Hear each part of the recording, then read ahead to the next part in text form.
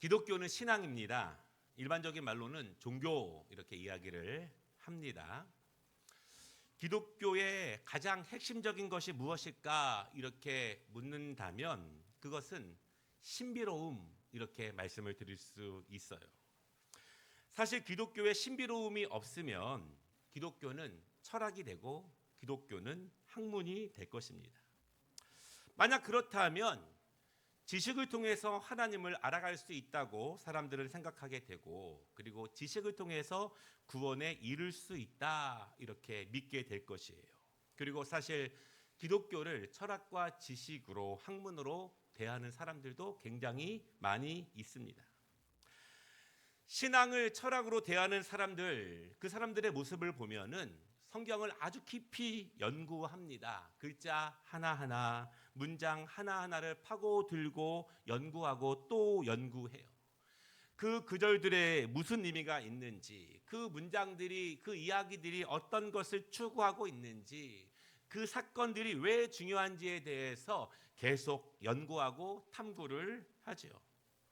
이 종이로 된 성경책이 너덜너덜해질 때까지 연구하고 또 연구합니다. 왜냐하면 지식을 통해서 하나님을 알아가려고 노력을 하고 또한 철학을 통해서 이 땅을 알아가려고 노력하기 때문에 그래요.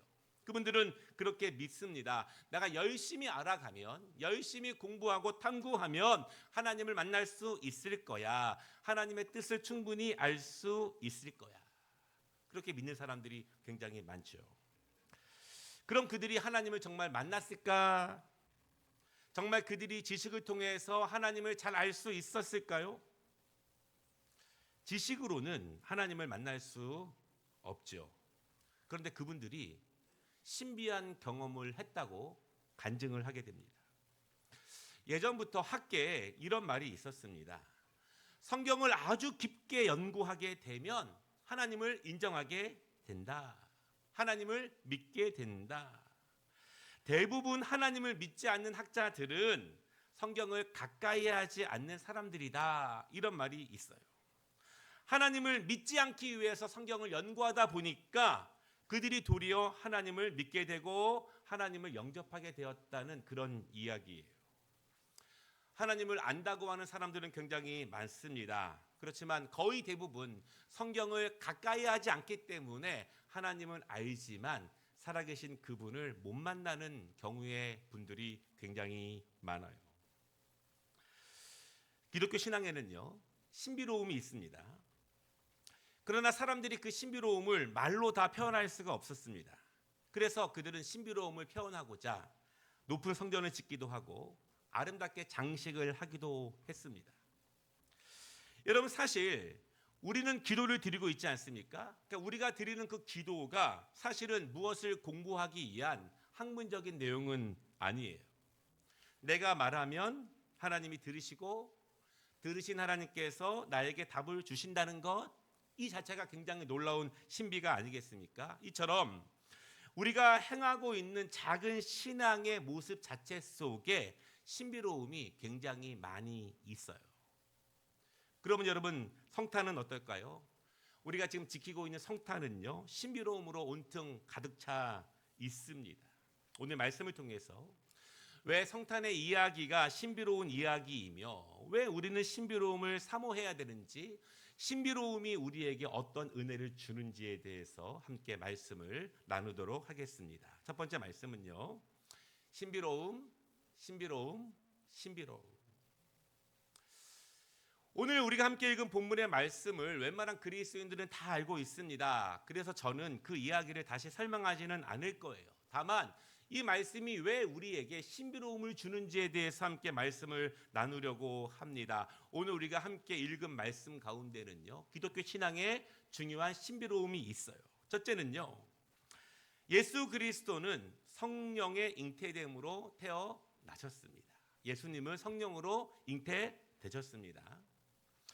여러분, 기독교 신앙을 철학과 지식으로 읽어 나아간다면 이 사실부터 믿을 수 있겠습니까?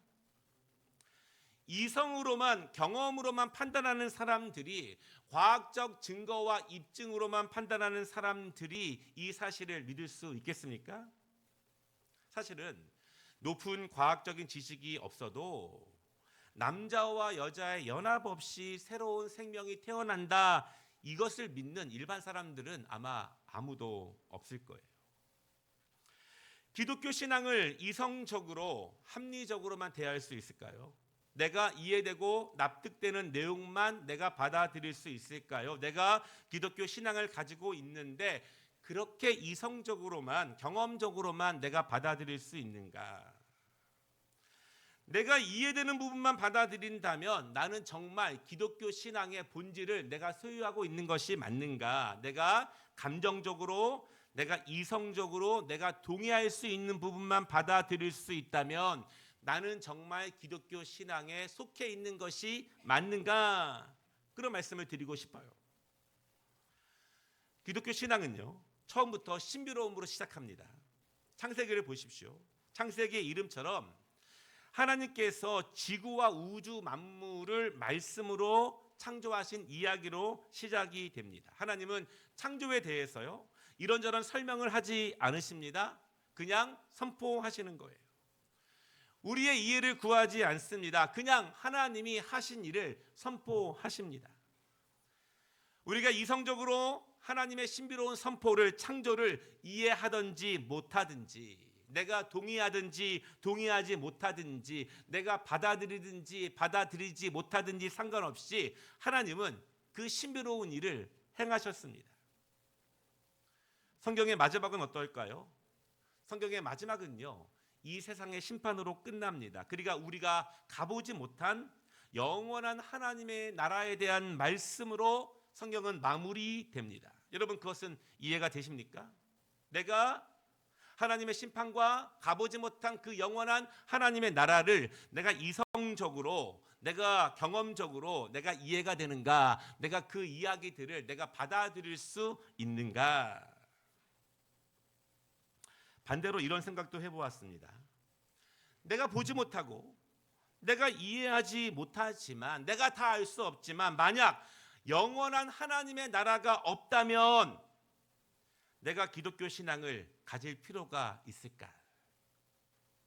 결국 사실 내가 이 기독교 신앙을 갖는 이유는 영원한 하나님의 나라가 있다는 것을 내가 믿기 때문에 내가 기독교 신앙을 갖는 것이 아닌가?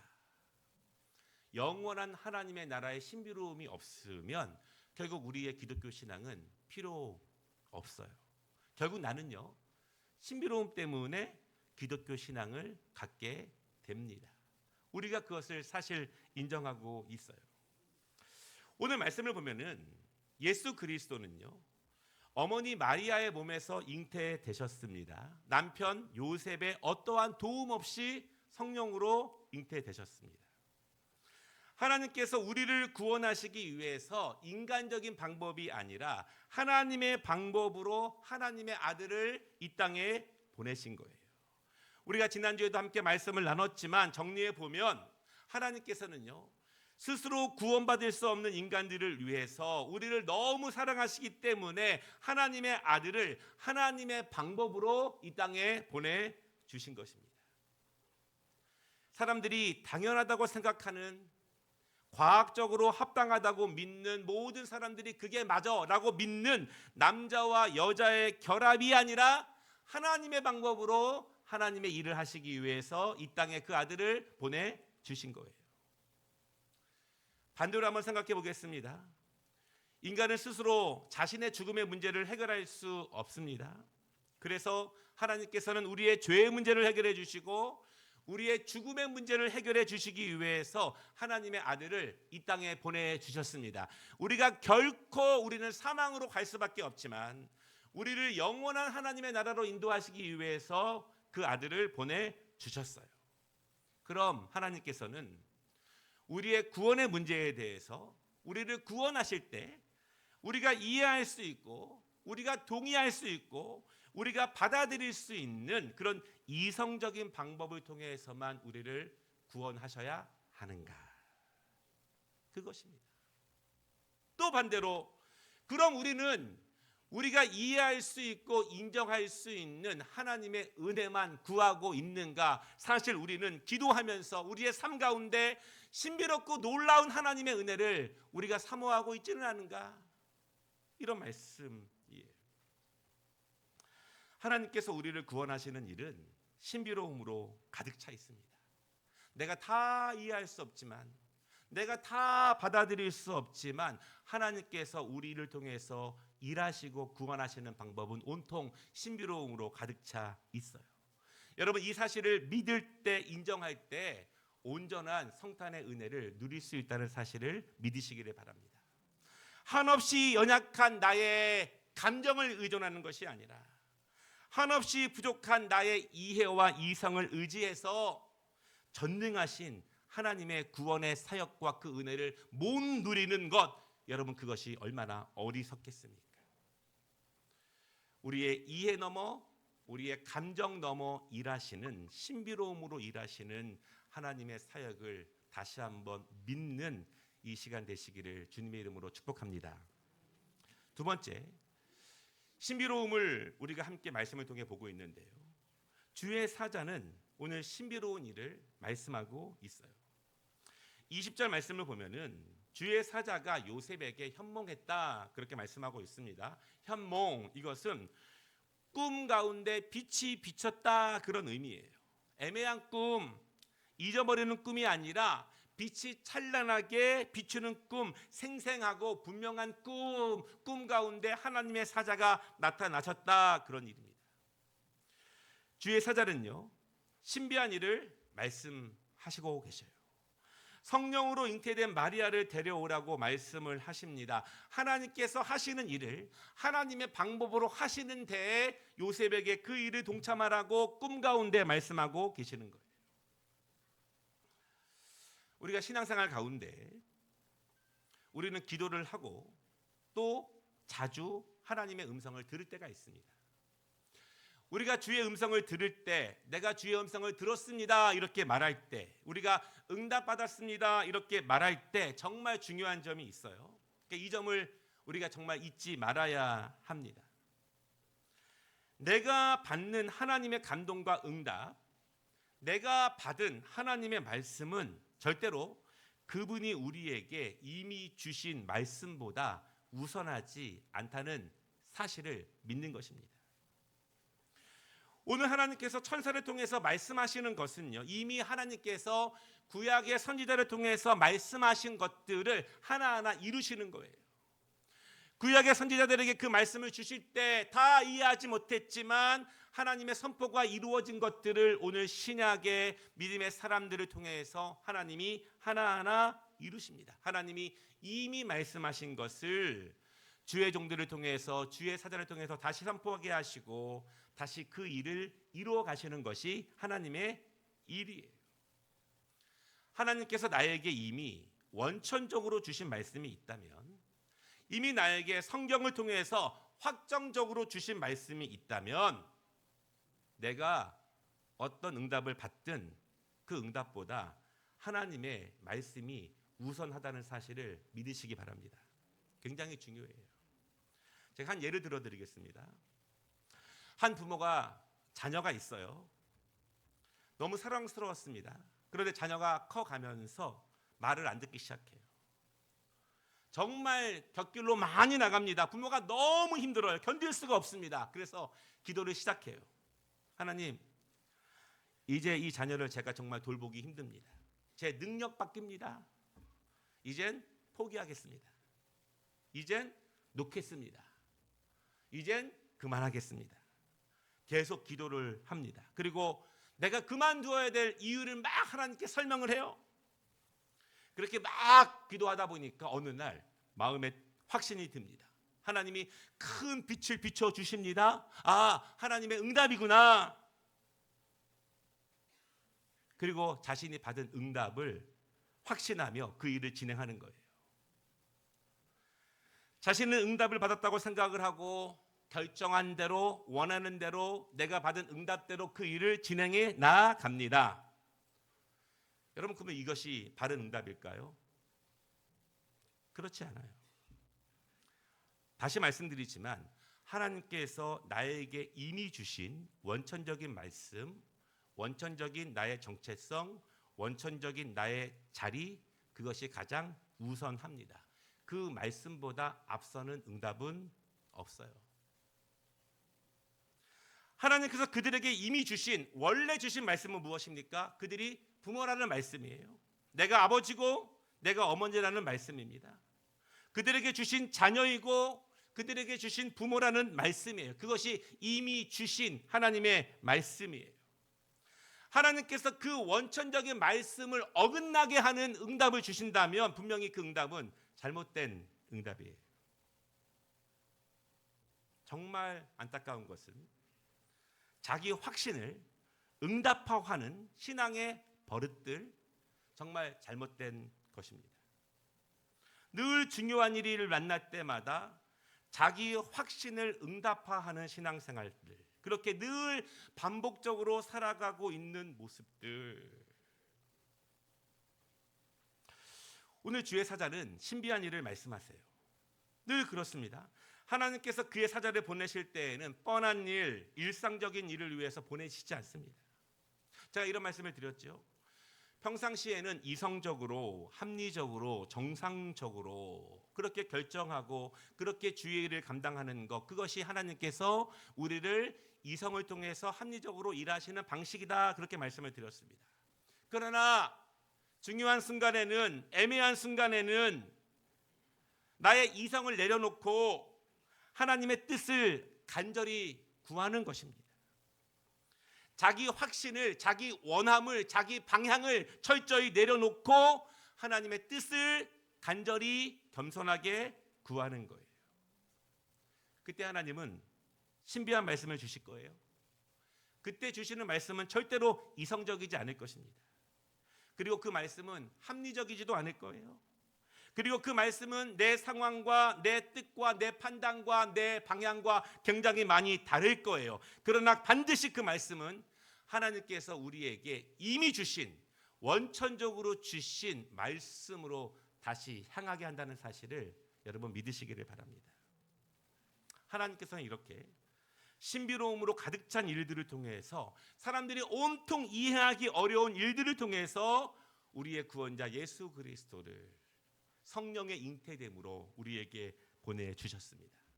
우리가 그분을 영접할 때, 그분을 받아들일 때 우리의 생각과 경험을 넘어 신비롭게 일하시는 그분을 인정할 수 있는 이 성탄절 되시기를 주님의 이름으로 축복합니다. 두 번째 말씀은요, 신비로움을 받아들이는 사람. 하나님께서 신비로움으로 일하신다면 신비로움을 대하는 사람들의 반응이 있어요. 신비로움을 받아들이는 사람이 있고 받아들이지 않는 사람이 있습니다. 신비로움을 처음부터 끝까지 강력하게 거부하는 사람이 있고 강하게 거부했지만 후에는 받아들이는 사람도 있어요. 그만큼 신비로움을 받아들이는 것은 쉬운 일이 아니며 이것을 분별할 수 있는 영적인 분별력이 너무너무 중요합니다. 19절 말씀을 보겠습니다. 그의 남편 요셉은 의로운 사람이라 그를 드러내지 아니하고 가만히 끊고자 하여, 이렇게 말씀합니다. 약혼자 마리아가 임신한 것을 알게 되었습니다. 결혼을 앞두고 있어요. 그러나 자신과는 전혀 관계없는 아이가 나의 약혼녀에게 잉태가 된 것입니다. 19절은요, 요셉을 의로운 사람이다 그렇게 표현을 하는데요, 이 의롭다라고 하는 표현은 두 가지 의미가 있는데요, 하나는 하나님 앞에 올바르고 그 다음은 사람 앞에 올바른 사람이다. 하나님은 이렇게 우리를 성숙시켜 나아가십니다. 사람들에게 상식적이고 친절한 사람이며 동시에 하나님 앞에 바르고 영적인 사람이다, 그런 말씀이에요. 바른 영적 분별력과 바른 신앙으로 살아가는 사람, 그렇게 사람을 대하고 하나님 앞에 서 있는 사람, 그 사람이 바로 요셉이라는 뜻입니다. 약혼녀의 임신, 얼마나 엄청난 일입니까? 얼마나 화가 나고 요셉이 얼마나 고통스럽겠습니까? 그러나 그는 의로운 사람입니다. 하나님을 향한 영성이 삶의 모습으로 드러나는데 잘 훈련된 사람이에요.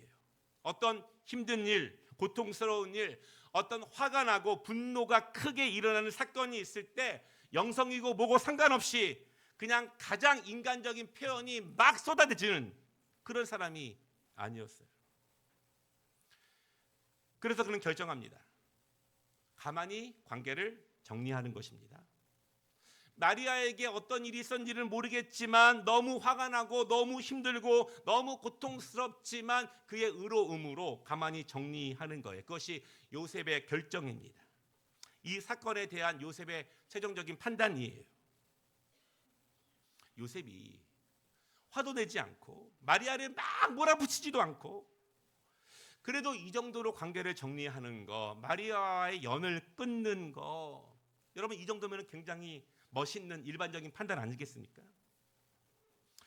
과정은 어찌 되었든지 관계를 정리하는 것, 그것이 세상 사람들도 지지하고 동의하는 일반적이고 이성적이고 당연한 판단일 거예요. 여기서 끝내는 거. 여러분 이런 일에 무슨 영적 개입이 필요하겠어요? 목사님, 이런 일은 기도하는 거 아니에요. 이런 일에 무슨 하나님의 도움이 필요하겠습니까? 이런 일에, 이런 분명한 일에 무슨 말씀이 필요하겠습니까? 무슨 기도가 필요합니까? 그냥 결정하면 되는 거. 요셉처럼 합당하게, 당연하게 그냥 결정하면 되는 거. 피해자는 요셉인데요. 조용히 끝내는 것을 마리아가 도리어 고마워해야 되지 않을까요? 그러나 요셉의 결정이 바뀝니다. 어떻게 바뀝니까? 신비로움을 받아들이게 되는 거예요.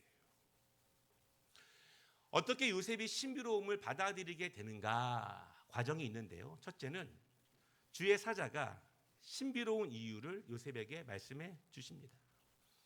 20절 말씀을 보십시오. 주의 사자가 요셉에게 이 일이 일어난 이유를 설명해 줍니다. 성령께서 행하신 일이라고 분명히 말씀을 해주고 있어요. 그리고 내 아내 마리아 데려오기를 주저하지 말라 지시합니다. 그리고 성령께서 행하신 일이라는 말씀에 요셉이 그것을 받아들여요. 요셉이 정말 하나님 앞에서도 의로운 사람인 이유는요, 그가 합당하게 판단을 하고 결정했지만 모든 세상 사람들도 지지하겠지만 그렇게 확정지었지만 그럼에도 하나님이 이유를 말씀하시니 자신의 결정을 바꾸는 요셉의 신앙. 현명한 결정도 현실적인 결정도 하나님이 말씀하시면 바꾸는 사람, 그것이 요셉의 영성이에요. 영성이 삶으로 연결된다는 것이 바로 이런 의미입니다. 하나님께서 주의 사자에게 말씀하시니 다 동의할 수 없지만, 다 받아들일 수 없지만, 다 이해할 수 없지만 하나님의 크신 뜻을 믿으며 신뢰하며 마땅히 즉시 바꾸는 영성의 능력. 여러분 이런 은혜를 경험해 보시기를 바랍니다. 모든 것이 완벽해도 합당해도 내가 다 이해할 수 없지만 하나님이 말씀해 주실 때 그것을 바꿀 수 있는 은혜를 꼭 누리시기를 주님의 이름으로 축복합니다. 신비로움의 두 번째 과정은요, 하나님은 신비로움의 목적을 말씀해 주셨습니다. 그냥 순종하라 이것이 아니었어요. 여러분 신비로움은 괜히 주어지는 것이 아니에요. 하나님께서 괜히 평범한 말을 하시고자 신비로움을 주시지는 않습니다. 더 중요한 것은 하나님의 신비로움에는 목적이 분명해요. 어떤 나의 사소한 결정을 위해서, 어떤 나의 변덕스러움을 지지해 주기 위해서 말씀하시지 않습니다. 내가 원하는 방향, 내가 꿈꾸는 것, 내가 가고자 하는 그 방향을 지지하고자 하나님이 그렇게 가볍게 말씀하시지 않는다는 사실이에요. 21절입니다. 아들을 낳으리니 이름을 예수라 하라. 이는 그가 자기 백성을 그들의 죄에서 구원할 자이심이라. 아멘. 목적이 분명합니다. 나의 감정 넘어 하나님의 일, 나의 판단 넘어 하나님의 나라, 내 상황, 나의 부끄러움, 나의 명예 넘어 하나님께서 우리를 구원하시고자 하시는 하나님의 큰 일에 순종할 수 있는 요셉의 믿음.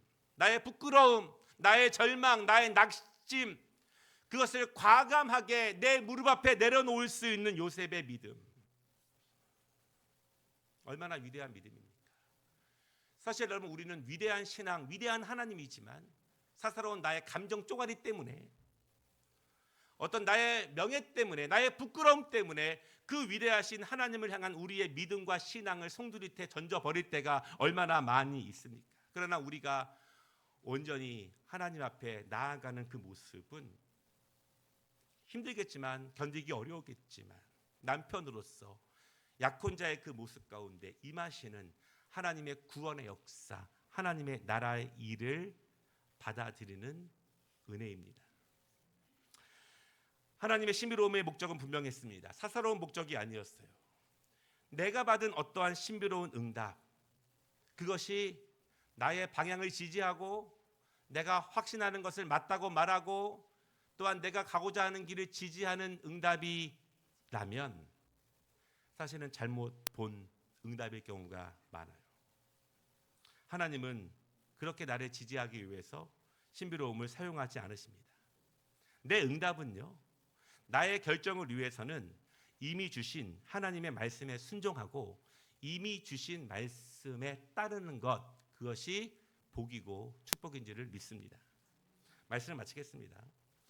하나님께서는 우리에게 뇌를 주셨고요, 우리는 뇌를 통해서 생각을 하고 경험들을 종합합니다. 우리가 성경을 대할 때, 우리가 예배할 때, 우리가 신앙생활을 할 때 우리는 역시 뇌를 사용합니다. 나의 이성을 우리 신앙생활에 충분히 활용한다는 말이에요. 그러나 하나님의 말씀과 신앙생활 때 우리의 예배와 말씀 생활 가운데 나의 이성만 의존하다가는 큰코 다칩니다. 하나님이 주시는 큰 은혜를 결코 경험하지 못하고 누리지 못하기 때문에 그래요. 왜냐하면 하나님의 일은 신비로움 투성이기 때문에 그렇습니다. 하나님은 신비로움으로 우리를 감싸시고 신비로운 능력으로 일하신다는 사실을 믿으시기를 바랍니다. 우리는 이성을 사용하되 그것으로 감당할 수 없는 그 너머에 있는 하나님의 신비로운 역사와 은혜를 사모하고 의지하시기를 바랍니다. 그때 이 성탄의 의미를 깨달을 수 있고 성탄의 은혜를 누릴 수 있어요. 그분의 역사를 더욱더 사모하고 의지하는 이 계절 되시기를 주님의 이름으로 축복합니다.